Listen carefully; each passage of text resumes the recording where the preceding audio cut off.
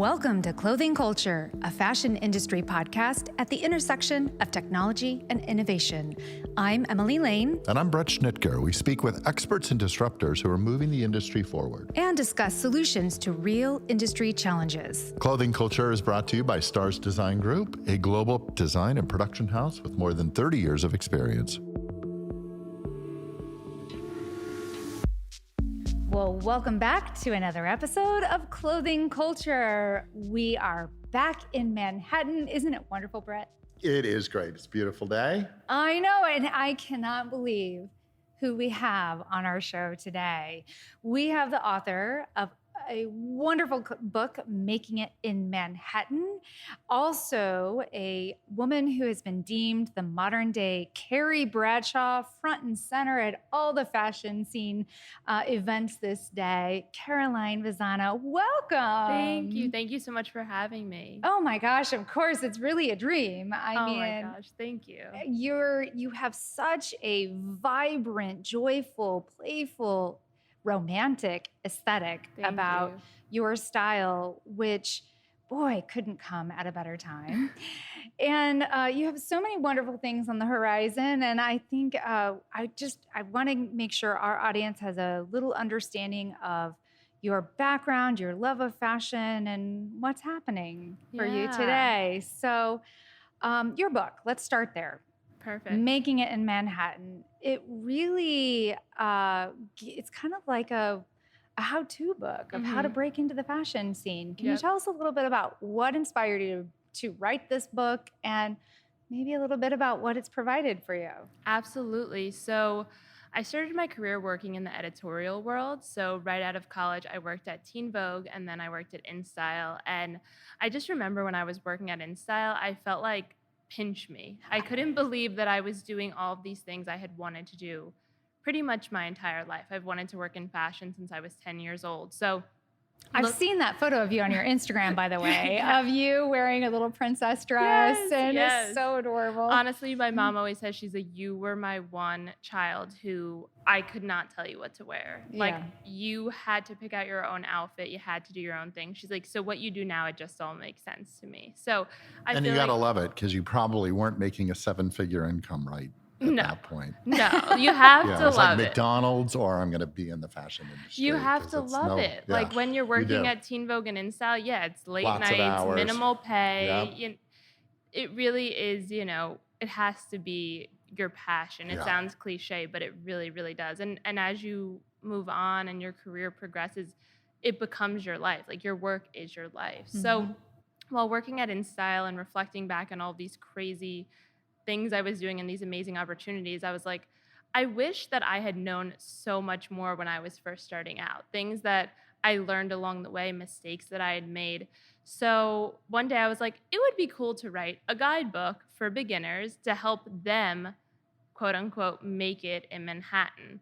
The idea of the name came about later, but it was that concept of if you can make it here, you can make it anywhere. That song, I've that heard line. that term before. Over and over again. I think it's something Frank coined, right? Right. So as I was writing the book, it kept playing over and over in my mind, and so that's how the name came about. But I just wanted to write this book, this guidebook that was relatable. It really follows me along on my journey and just tries to shed light on the reality of the industry to, the future generation who wants to work in it one day. Well, it takes a lot of diligent work too. I mean, we've had so many people that will call in and say, I want to launch a line. I want to become this great influencer.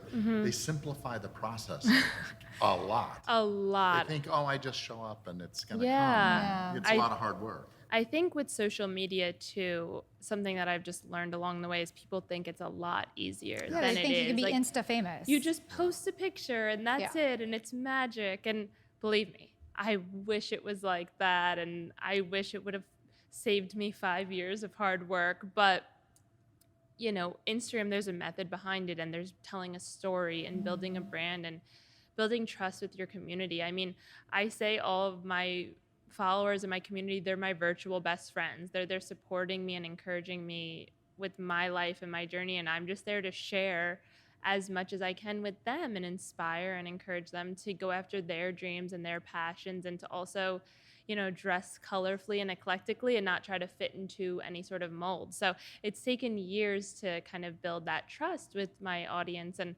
I wish it was easy like people thought it was, but yeah, even from the very beginning, running around the city, shooting looks and, not having any connections and just trying to make it all work on my own. It's been a really crazy journey. Yeah. You mentioned that magic year takes 5 years, and that's something that Bret and I have talked about in so many episodes, that, building a business, it's work. Yeah. 3 to 5 years to really start seeing it come to life. And I like that you've kind of acknowledged that, in building a new business, it's always important to find good mentors along the way. Yep. Do you have any mentors that you think have really helped be pivotal in your career, that have helped, and how did you go about finding a good mentor? Oh my gosh. Mentors are hard to find. It really is hard because when you're first starting out, nobody, and you're just this young kid trying to make it with a crazy dream. One of my mentors, who is a New York icon, Nicole Fischelis, I met her at Fashion Week wearing blue mascara. I almost said eyeshadow. Blue mascara.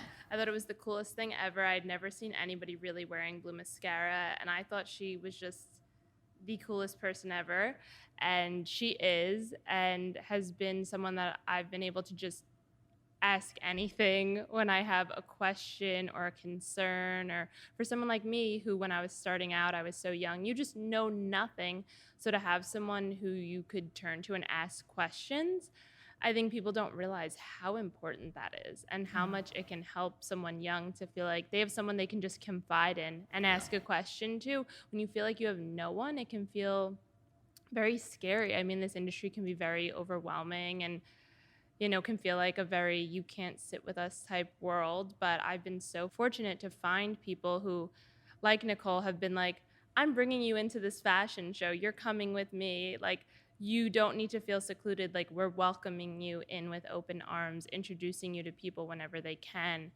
Your network is your worth in this industry. I think a lot of people don't realize is they were all like you when you started. They had to find their way. They had people that helped them along the way. I know I did, mentors and, after years. Tormentors. I started as mentorship, and so many of the people I work with are creative, and I was a designer. I started as a designer, but I really learned that having good business plans and understanding financials are important. And so I drive those with people that I, mentor in developing brands. And they do hate me initially for that, but I think you learn over time the balance between left hand, right hand, brain kind of thinking. But, I had mentors in my life, and at one stage in life, you've learned so much, and you've, frankly, in my case, I've made all the mistakes, right? We as human beings, you think you've got all the answers, you make all the mistakes, and eventually what happens is that becomes wisdom. And you sit down and say, that's a good idea, but I've done that, it didn't work. How about this idea? Absolutely. And that's what mentorship is all about. Absolutely. And yeah, you're right, in the sense like they've been there, they've done that, they know how you feel. But I think sometimes in the industry, people forget that they were once in your shoes and don't always want to be mentors, because not everyone wants to be a mentor and help out people. But when you're fortunate to find someone who is so willing to share their knowledge and share their career with you, it's really such a beautiful thing. And that's why on my platform, like, I try to share as much as I can in terms of why I wrote a book, like how I got started, just so I can share my knowledge with somebody else so that they can learn something from it. Well, we love Nicole, and I think that is awesome that she is one of your mentors. We are having a conversation with her quite soon. That's also going to be a part of this season. So that is, I love that. Fabulous. I'm curious. I understand that you've also spent a lot of time as a celebrity stylist. What is that like? That honestly was one of the biggest learning moments of my career as well, because I had no idea what I was doing. I mean, I started styling celebrities when I was between 20 and 21 years old. Wow. It was right before I went back into my senior year of college was when I landed my first styling job, and I was styling 2 girls who were on MTV for the VMAs. looking back, I always joke about this. I don't think they knew how old I was. Yeah. Because I don't think they would have hired Trusted me your opinion, if they right? knew that I was literally going into my senior year of college. But it was one of those opportunities that I had just spent my summer interning at Marie Claire magazine, and the power of social media, I probably had a couple of hundred followers at the time. This is 2012 maybe. So you've grown your following just a little bit. Just a little few bit. zeros. Just a little bit. And so, but during my summer internship, I was very open that I was an intern, but I was sharing my day-to-day, what I was doing, like cool experiences I was having, me in the fashion closet. It's funny, I look back, I'm like, I think I was always meant to be an influencer, because I even look back on Facebook, like when I used to go on trips or do things, I used to update. I don't know who was reading or seeing anything, but I look back at my memories on Facebook and I'm like, oh, today I'm going to do this, today I'm going to do that. I'm like, looking back 12 years ago, I'm like, why was I sharing like this on Facebook? I think I just always loved sharing. I was like, I was meant to be an influencer. Well, I'm like, you're a storyteller. Beyond an influencer, you are telling stories. Thank you. And you're inspiring, like you said, living colorfully. Yeah, yeah. So, I mean, I just always loved sharing. I think it was part of my DNA. So I'll never forget, I finished my internship. It was my last day, and I was so sad to leave it behind. And the next day, I woke up to a Facebook DM from somebody I hadn't spoken with in a few years, who I knew from high school. And he was a comedian in the city, was connected with these two girls from MTV, knew they needed a stylist, and immediately, because of all of my posts, thought of me. And I remember opening that message and literally sitting in my bed at the time and looking at it, and I was like, I feel like this is like a pivotal moment in my life. Like, I could either say, no, I'm not experienced enough, I have no idea how to do this, or I'm just gonna fake it till I make it and say yes and figure it out. So I said yes, and I spent, the next 2 days just like emailing any contact I had made through Marie Claire on my personal email, being like, hi, I'm actually doing some styling now, and trying to pull in looks for these girls. Again, had no idea what I was doing. And a week from then, I had to go to the MTV office, have a meeting with them so they could try on everything. I'm like, little old me shaking. I'm like, I feel like they're just gonna like whip off the mask and be like, you're caught. You're not supposed to be here.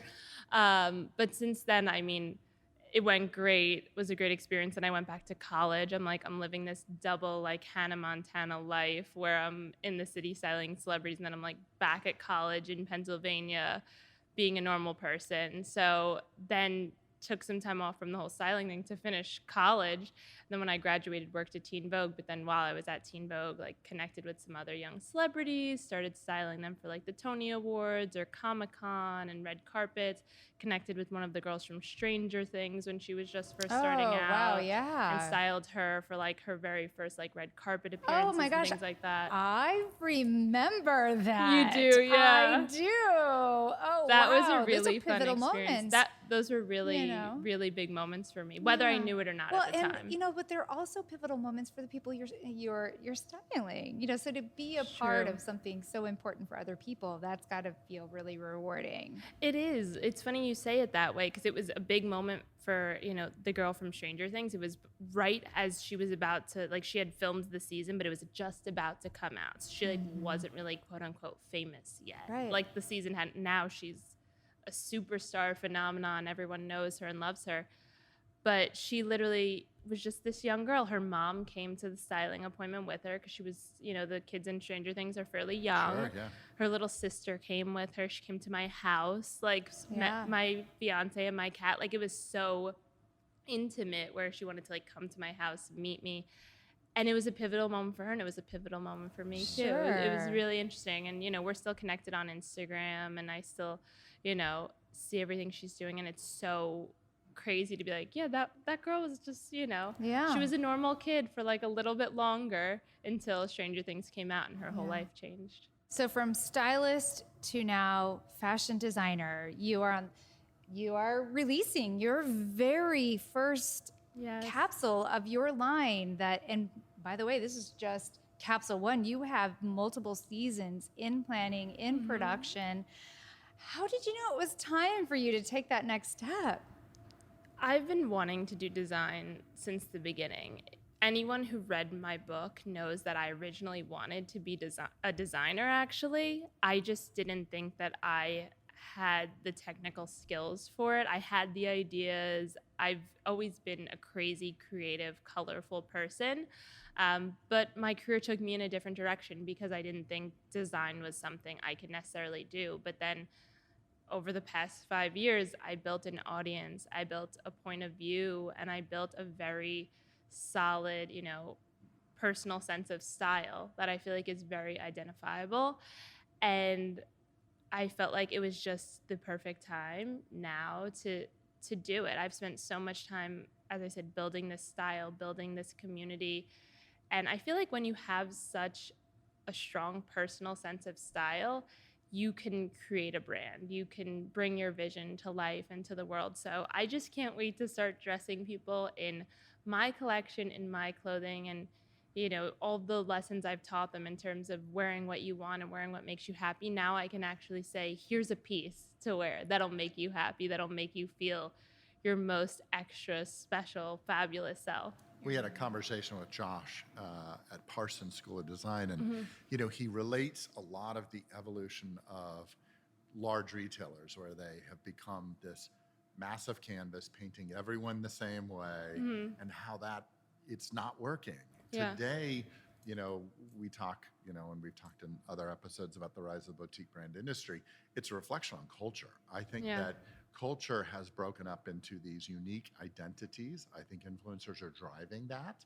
You have this powerful sense of color in a city that's not normally known for a ton of color, right? Outside of the flower district, maybe. Yeah, but true. It's not really known for a bunch of color. And I think what's happening that's exciting about, I think, our industry is that instead of these massive commodity engines that try to clothe hundreds of thousands of people with the same item, is that there's all these unique visionaries that are coming up like yourself that have this great sense of style, and there's a lot of them. We're finding as we're having these dialogues, the diversity of idea and design is what excites us about being involved in launching collections, like yours. Thank you. Because I think that the industry itself is better for it. We're going to see a lot more diversity. We're going to see a lot more creativity come back in.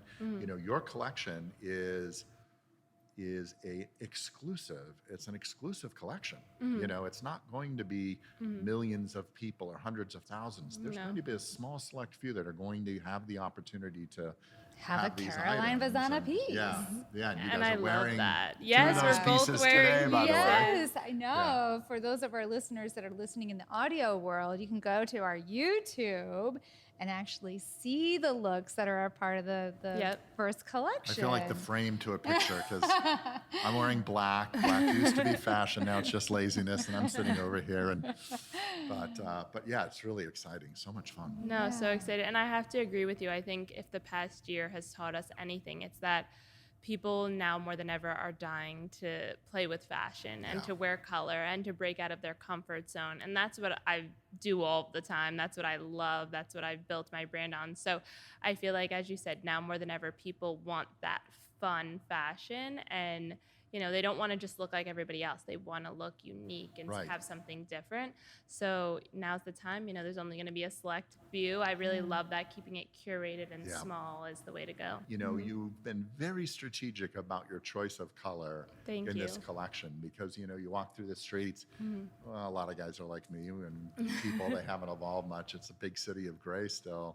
And then to see this bright color and I don't know. It's romantic. Romanticism is really on the rise. And I think people need that. Joy. They need, it evokes some hope and excitement and happiness. And we certainly need a lot more of that today. Absolutely. Fashion's supposed to be fun. It's supposed to take you somewhere, outside of your everyday. And that's what you just said, New York City, a lot of people don't dress in color, and that's something that I'm known for. All I do is, wear bright colors. So I just can't wait to add some more color to these streets. I am so excited. I think that is a perfect sentiment to wrap on today. Thank you so much, Caroline, for joining us today. Do you have any final words of wisdom to other young persons or persons of any age who are thinking, gosh, I love fashion. I would love to find a way to sneak into fashion shows and start a career. Call Carolyn. Call me. No. I mean, I have so much advice I could give you. Just don't give up. Anything is really possible, and it sounds so corny and cliche, but growing up and wanting to work in fashion, I always told myself anything's possible. If you work hard and if you love it and if you don't let anything stand in your way, you can do literally anything. There's so much opportunity in New York and in other fashion cities as well, that anything's possible. Like, don't feel stuck in a box no matter where you are, what age you are.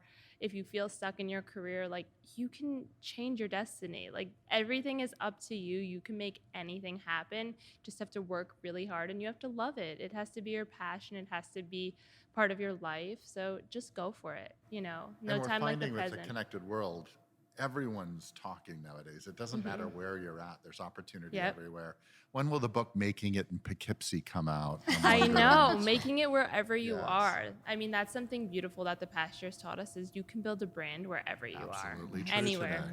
Yeah. So where can people find your colorful, exuberant styles and and your aesthetic? Yes. So if you want to follow my personal accounts on Instagram, TikTok, Pinterest, everywhere, I'm at Vazzana. It's my first initial and my last name.